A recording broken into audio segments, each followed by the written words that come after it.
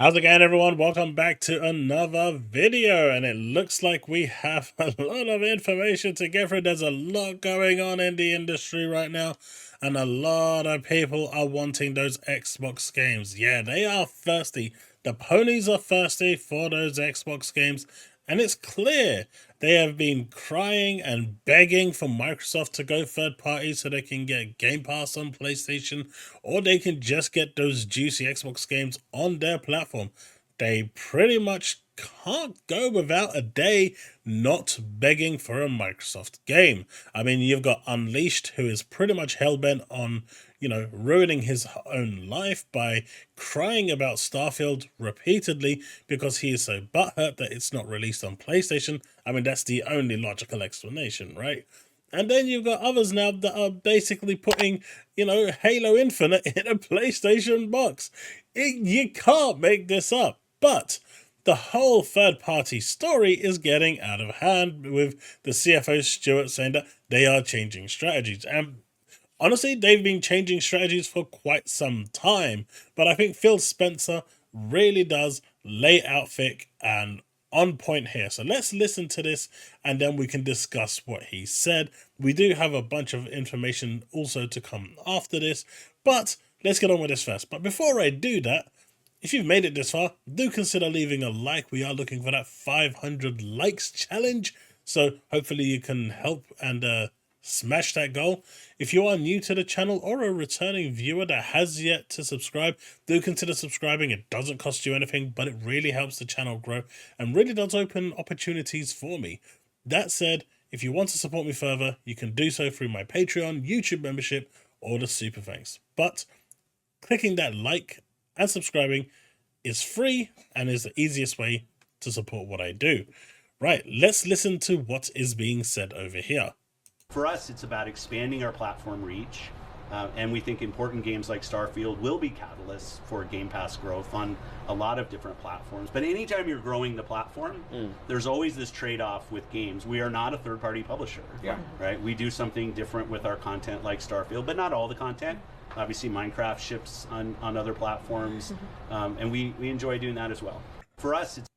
So what you can see here is that in terms of their change in strategy, I mean, previously it was unheard of for, as when the Sega Dreamcast was out, a Sega game to be on anything else, it was only on the Sega Dreamcast. PlayStation games are always on PlayStation. Nintendo games are always on Nintendo. But Microsoft is trying something different. They've always been trying to be a little more broad. You've got the Elder Scrolls Online, which is on every platform, well, PlayStation, PC, and Xbox. You've got Minecraft, which is everywhere. You've got Diablo, which is everywhere. Call of Duty, which is everywhere. And I basically believe what they're doing here, what the CFO was hinting at here, is the fact that with the acquisition of Activision Blizzard, certain franchises are going to be on multi-platforms. I mean, to remove a game like Diablo, which is, a multi-plat game, it's crossplay, yes. To remove that doesn't make financial sense. It just doesn't. So those sorts of games, in my opinion, will remain to be multiplayer. And I think that's what they were getting at. That is where this conversation was going. But the ponies are now begging for Microsoft to go third party so they can get these games and more on top. Now, I saw a post somewhere where someone was saying that, at the end of the day, games like Crash Bandicoot will go multi-plat. No, they won't. Crash Bandicoot is going to be a platform exclusive, and it's going to be on PC and Xbox ecosystem on the cloud. But will it be on any other platform? No, it will not. I cannot see it. Of course, it's going to be on the cloud because all Activision games have to be on the cloud. But in terms of being natively available on other platforms, no, certain games, as he said, will be exclusive and will remain on the actual platform. That is the vision, because at the end of the day, they are still supporting the console brand. They've already got another console coming in 2028, so it's not like they're planning on leaving anytime soon. The documents that were leaked were up to 3-4 years old. A lot of strategy changes then, and in terms of, a fast-moving business like Microsoft, 3-4 years is like an eternity. what is there would have changed probably 2-3 weeks down the line at the very latest. So I don't see where all this is coming from. And with the CFO coming out and saying we are changing our strategies, well, yeah, they are, because they are still going to be porting games over to other platforms. It's not like they've hidden that fact. But, you know, what games are going to go onto other platforms? Now, we know Call of Duty is going to be there. Overwatch, if they release like an Overwatch 2 or 3, yes, I know the drama with that. But if they do something like that, will that be multi-platform? I think it will. Will the next Diablo 5 be multi-platform? More than likely. These are big games that just make a lot of money, and at the end of the day, they're cross-play, cross-plat. It doesn't make sense to restrict those games. Now, when it comes to the more single-player experiences, those will probably be exclusive to the ecosystem set within Microsoft. So, all this notion of Xbox going third party, and I see Droid, I see King Thrash, you know, the S-Class failed gamer, that are all cheering for Microsoft to go third party. And at the same time, if Microsoft goes third party, these people don't even know what they're asking for. That would be like a catastrophic brick within the industry. That any of the two going third party would cause such an imbalance within the industry that things will go horribly wrong. So the fact that people are even asking for this is just sad. But these guys are literally now begging. And there's only one reason that you would beg for someone to go third party. And considering Sony has been snatching up a lot of exclusives, right? With like the Silent Hills and whatnot. The only reason that these people would be begging, and I mean literally on the streets with a cup in their hand, penny for the guy, begging for Xbox to go third party, is because they want Xbox games on their, platform. And do you know why? Because when you look at this and you look at these, this list here that is coming to Game Pass, you got Remnant 2, which is cloud, console, and PC, and it's already available. Shadow dropped. The original Remnant from the Ashes, cloud, console, PC.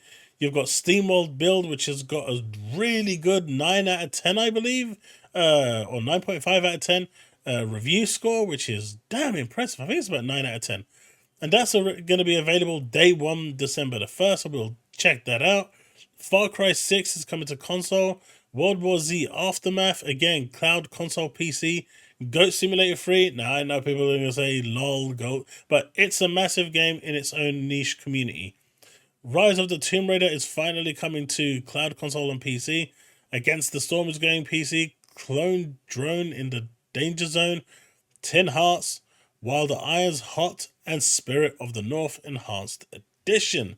We do not yet know the availability dates of the last 9, but these are all supposedly coming in December. That's huge. And I guess a lot of these are going to be announced, like as maybe even all of it will be shadow dropped on December the 7th. But you can clearly see here that the ponies are basically just so butthurt at this point, because as Game Pass just continues to get better and better and grow as a service, they're getting this. Yeah, I mean, you can see why they're butthurt, right? You can see it, right? I mean, I don't have to go any further, but this here sums it up. I'm just going to throw this here after hearing the news, and you can already see that they are already excited because they want it. They are thirsting for it. They desire it. They want these games. They may be laughing and trolling and memeing, whether it's Halo Infinite or it's Starfield, but deep down inside, the Unleashed out there, the Druid out there, or Droid, whatever his name is, the Hyped out there, the Red Dragon out there, they want these games. They are desiring these games. That's the only reason they want this company to go third party, so they can get these games. And it's kind of sad when you think about it, because what happened to them being sustained and happy with PlayStation games? Where are their games? Where is it gone? What are they doing? It's like come on. It's like, what the hell's going on? And now they're like, well, you know, we only had one real game last year, and Final Fantasy 16, which was a good game, by the way. But we need more games. We need more things to play, and playing remakes of a remake of a remaster of a remake of a remake of a remaster of a remaster probably isn't that fun after you've played it about 45 times in 2 console generations.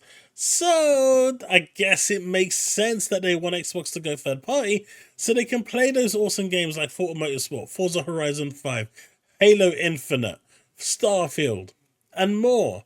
And with Game Pass just being ever more amazing in terms of value with the shadow drop of Remnant 2, it's just a great, great service. But, you know, it is what it is, right? It is what it is. And it's quite funny that they are going down this road. Of course, we do have one final bit of news to go through today, and that is the news that Hellblade 2, among other games like Clockwork Revolution, Compulsion Games, and South of Midnight, have actually been rated. Now, this doesn't mean that it's going to be released this year, but as we know, Microsoft is coming out on December the 7th at the Game Awards to drop big Xbox news. Now, dropping Revenant as a Game Pass Day 1 available right now would have been epic. But considering they dropped that now I'm actually thinking that they are going to drop stuff even bigger at the Game Awards. I think we're going to get release dates for Hellblade 2, for Clockwork Revolution, and potentially South of Midnight as well. These are going, it's going to be really, really interesting to see how this develops. But the fact that these are now, rated, hopefully means that we are that bit closer to getting a release date. And who knows, December the 7th could be revealing all of that information, which I will be streaming live, of course. So make sure you turn up and we can watch it together and experience the joys of what is coming up together. Well, everyone, that's it. I hope you've enjoyed this video. Let me know what you think in the comment section below. Don't forget to drop a like if you've enjoyed the video. Hit that subscribe button. We are trying to hit 500 likes for this video. And if you're new to the channel or a returning user that hasn't yet subscribed, 30% of you are returning users and it shows that you haven't subscribed. Please do consider subscribing. It really helps the channel get noticed, and it really helps with the YouTube algorithm. If you want to support the channel further, you can do that through my YouTube membership. You can do that through my Patreon, and of course, just under the video, if you really enjoyed the video, you can click on that super thanks, leave a comment, and I will leave a personal message 100% right after you do that. Anyway, that's it. Thanks so much for watching, and I will see you in the next one. Remain legend.